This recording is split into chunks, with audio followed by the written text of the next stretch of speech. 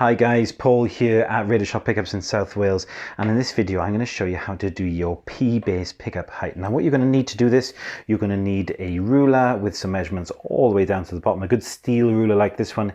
You're going to need a Phillips crosshead, a screwdriver of the correct size to do the 4 screws, and you're also going to need either your fingers at the end or a plectrum. I like to use a plectrum to do the pickup height checking afterwards because you get a nice even plonk as you go from string to string, which gives you a good reliable sort of striking of the string, which I find better than using my fingers. We're going to use a mathematical height setting first, and then we're going to do a lot of fine tuning, and this will be done over the course of an hour or so. So set aside an hour, and what you need to do is like little micro adjustments by about a quarter of a turn as you go, so you've got the correct height setting.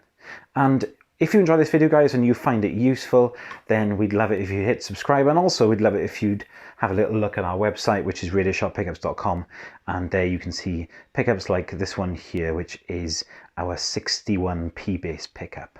So let's get on with it. Now, one of the things to be aware of, guys, as we go along is that, of course, you are setting height on a pivot. So any adjustments you make to this side will affect the height of that side. So that's something to be aware of. You may take a measurement later on from this side and then set it and be really happy. And then by the time you've gone to this one and made some adjustments on that, it will have affected that one. So there's a lot of checking and rechecking as we go along with this one. Now, another thing to be aware of is when you're taking measurements, you will generally be taking a measurement from a pole piece. So and of course that'll be one of the pole pieces. Now this can lead to some errors when height setting, but what I like to do, and let's say if I wanted to set the E string to 3.9 millimeters, if I wanted to do that, what I might actually do is take a measurement off this pole piece first and then off that one as well, and I'm looking for something that falls in between.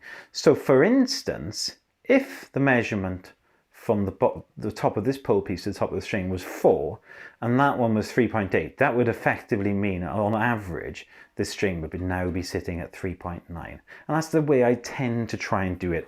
I'll actually measure when looking at the pole pieces either side and then dial in an actual average. All of these measurements that we're going to make are going to be based on the distance from the top of the pole piece to the bottom of the string when the string is held down at the last fret, and that will be for all the strings. So of course you'll need to hold down the string at the last fret, and with the string held down at the last fret, we're then going to measure from the top of the pole piece to the very bottom of the string. And remember that we're actually going to do this either side, from the top of the pole piece to the bottom of the string, on both sides, so that we get an accurate reading, and we're going to go with a average. Now what we're aiming for on this E string is a distance of 3.9 millimeters. So I'm going to have a little look at that, and let's have a look. Well, that's actually pretty bad. No, it's miles off. I've got about 3 millimeters there. So I'm going to screw this in now. If you want to increase the distance, then you're going to need to turn it clockwise, and then the pickup will actually start to move in. And if you want to decrease the distance and bring it closer to the string, then you need to turn it anti-clockwise or counterclockwise, and you can see that the pickup starts to move closer to the strings. I'm going to start screwing that in, and I'm going to be very, very aware that this is going to affect the actual height on the other side as well. So there's going to be a lot of work that needs to be done here. We now have a distance of about 3.8, and on this side we have a distance of about 4.5. So that is not quite right. I'm going to start to work on the pivot of these strings and try and get them right. I'm going to start measuring on the A string as well, and there's a lot of work, a lot of back and forth.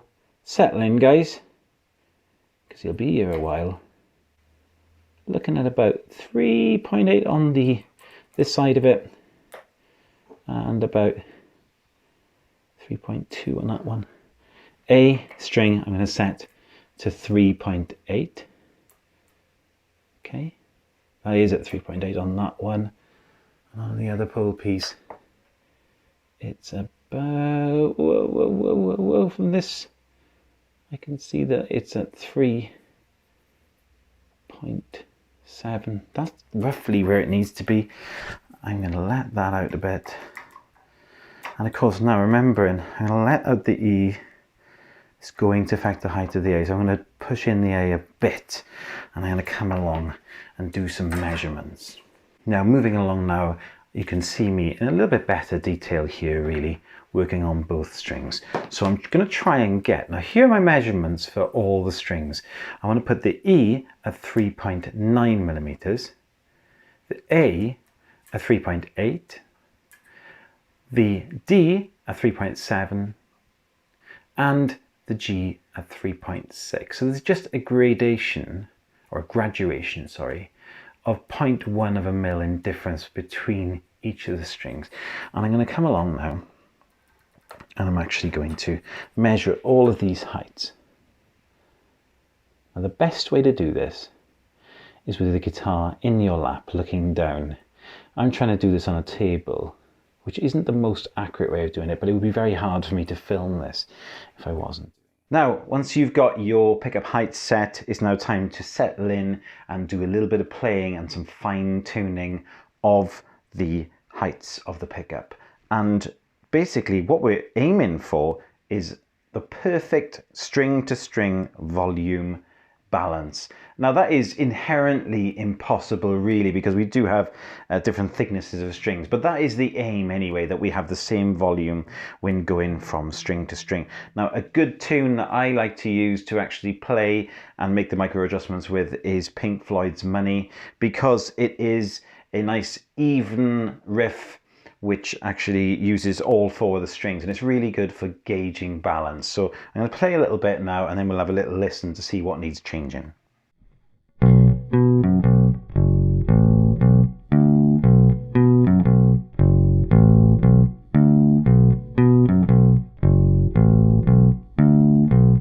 Okay, sounds pretty good. Another really good one to do as well as that riff is to actually work on some actual pairs of strings. So you can see and gauge going from the E to the A, is there a difference there? From the A to the D and to the D and the G, and just see if there are differences. And let's have a little listen, shall we?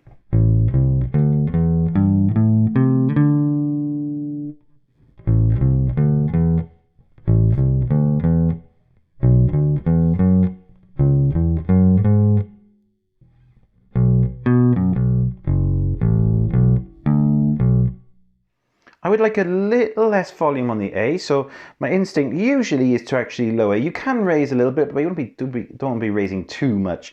So I'm going to lower the A by like a smallest bit of a turn, really. Close to a quarter turn. Let's have a little listen again.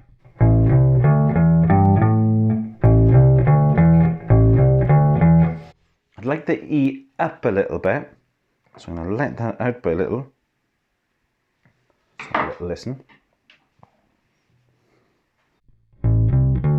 Now notice that I'm using the plectrum. I don't find my fingers reliable enough to, because I just feel there could be some sort of little differences in how I'm striking the string.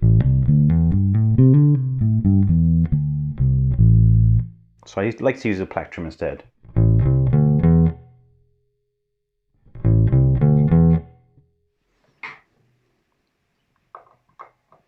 Tiny bit down on the A again. A little bit of a rise to the E. Just micro adjustments, tiny adjustments. And let's have a listen.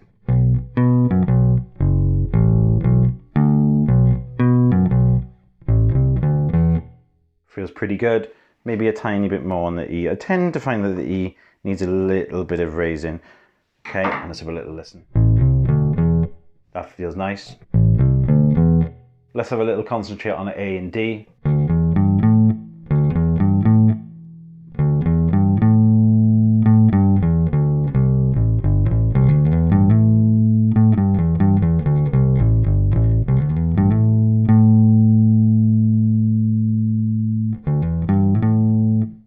Maybe a tiny bit down on the D. Only a tiny bit, let's have a listen.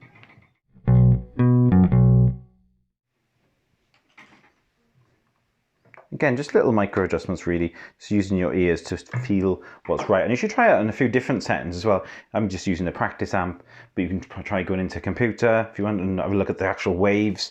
I'll also go to your sort of gig rig and see what it sounds like with the real boom of a gig rig as well. So just a little listen.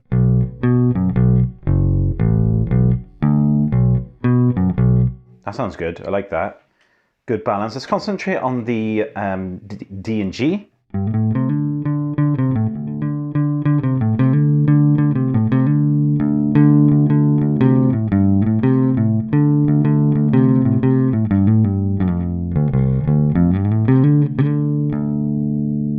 Feels good. Maybe a tiny bit down on the G. And basically, you're just going to work through it. Now, if you get to that stage where you're actually just playing and forgot that your pickup height setting, then you've got it spot on. So have a little listen and see how far we've got now.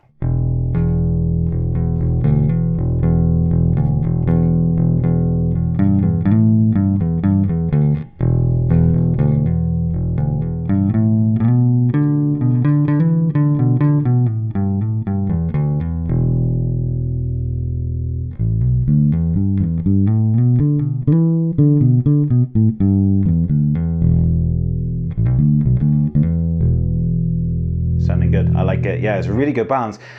Keep playing, keep adjusting, little micro adjustments, maybe a quarter of a turn at a time. Use your ears and see, when you've got it actually spot on, really good balance of volume going from string to string, you've done a really, really good job. I hope you found that helpful, guys. If you have, we'd love it if you'd hit subscribe. And also, if you'd like to check out our pickups at radioshoppickups.com, you'll see some new P-Bass stuff going up very soon as well. Thanks for watching, guys, and we'll see you soon.